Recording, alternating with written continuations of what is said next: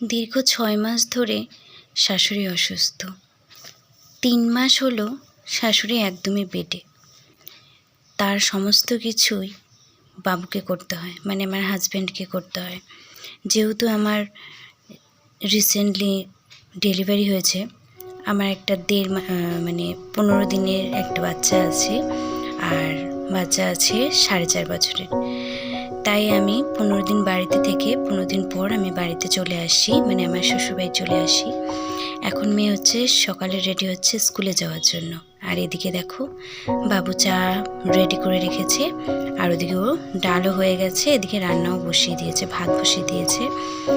রান্না, তারপরে আমার জন্য ফল কাটা, জামা কাপড় ধোয়া, মার দেখাশোনা করা, সমস্ত কিছুটা এই ছেলেটা একা একা করে। ভাবা যায় একটা ছেলে মানুষও এতগুলো কাজ করতে পারে। আমি যদি অসুস্থ না হতাম তাহলে তো ভাবতেই পারতাম না বা বুঝতেই পারতাম না যে আমার বরটা এত কিছু জানে। যাই হোক, পরিস্থিতি মানুষকে অনেক কিছু শিখিয়ে দেয়।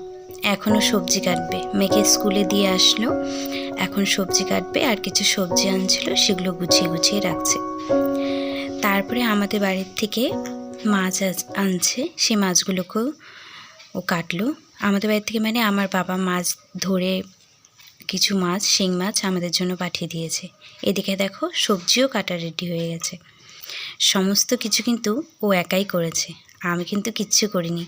যেহেতু আমার ১৫ দিন হয়েছে, মানে আমার যেহেতু সিজার হয়েছে, সেজন্য আমি ১ মাস প্রায় কোনো কাজই করিনি।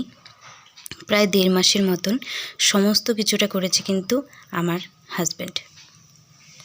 আর এদিকে মা অসুস্থ, বারবার উঠে যাচ্ছিল, আর আমার মেয়ে বকা দিচ্ছিল যে তুমি কেন উঠছো। কিছুদিন আগেই পড়ে গিয়ে বিছানার থেকে মাথা ফেটে গেছিলো, সেজন্য উঠতে দিচ্ছিল না আমার মেয়ে।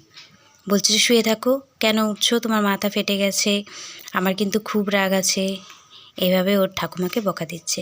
শেষমেশ যখন না পেরে ঠাকুমার উপরেই বসে পড়েছে যাতে না উঠতে পারে। আমাদের এই ৪-৫ জনের সংসারে বাবু একা, মানে আমার হাজব্যান্ড একা সমস্ত, মানে আমার শাশুড়ি, আমার ছোট মেয়েটা, আমাকে সবার দেখাশোনা উনি করছেন। আমি ওই জন্য তাড়াতাড়ি সুস্থ হয়ে ওর মার পাশে বা ওর পাশে আমি দাঁড়াতে পারি। আর এখন ওর